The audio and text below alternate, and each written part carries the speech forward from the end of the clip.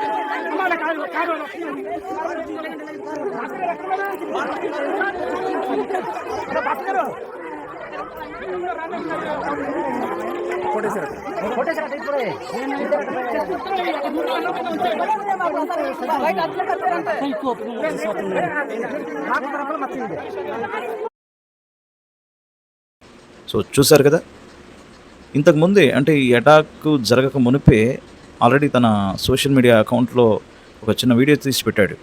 పాలేరు నియోజకవర్గాన్ని విడిచిపెట్టి వెళ్ళిపోవాలని చాలా బెదిరింపు కాళ్ళు వస్తున్నాయి. కొంతమంది రాజకీయ నాయకులు కొంతమందిని పంపిస్తూ బెదిరిస్తున్నారు, మమ్మల్ని చంపేస్తానంటున్నారు, మా కుటుంబాలు భయపడుతున్నాయని అభినయ్ దర్శన్ గారే స్వయంగా చెప్పినట్లుగా ఆ వీడియో ఉంది. ఒకసారి వీడియో కూడా చూడండి. సో, ఎవరైతే ఫోన్ చేస్తూ మాటికి బెదిరిస్తున్నటువంటి ఆ పర్సన్ యొక్క నెంబర్ కూడా డిస్ప్లే చేయడం జరిగింది. దయచేసి వీటికి సంబంధించి ఆంధ్రప్రదేశ్ ప్రభుత్వం త్వరగా యాక్షన్ తీసుకోవాలి.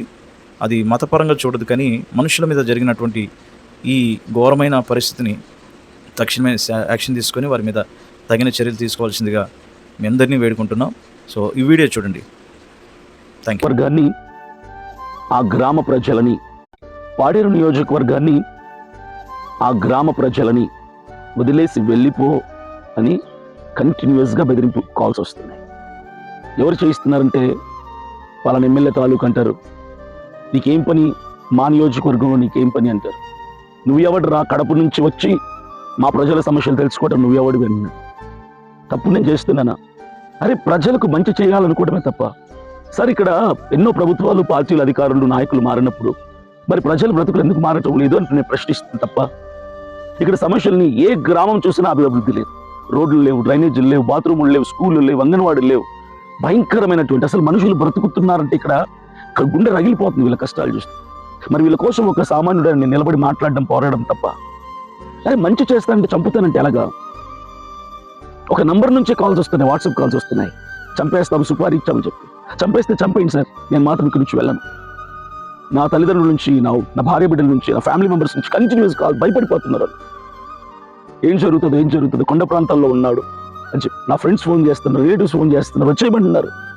పాదయాత్ర దేవద్దు కాబట్టి వేరే ఊర్లో స్టార్ట్ చేసుకో, అక్కడ నుంచి వచ్చేసి అక్కడ ఏమైనా జరిగితే నేను పట్టించుకునేది ఎవరు అని చెప్పి భయపడుతుంటే ఏం చెప్పాలి? నేను మాత్రం ఇక్కడి నుంచి వెళ్ళను. పాడేరు నియోజకవర్గంలో ఇక్కడున్న గ్రామస్తులకు నేను మాట ఇచ్చాను, సమస్యలను పరిష్కరిస్తానని. నంబర్ చెప్తాను, ఈ నంబర్ నుంచే కాల్స్ వస్తున్నాయి కంటిన్యూస్గా. 7981139513 7981139513 ఈ నంబర్ నుంచి బెదిరింపు కాల్స్ వస్తున్నాయి. సుపారీ ఇచ్చారంట, చంపేస్తారంట.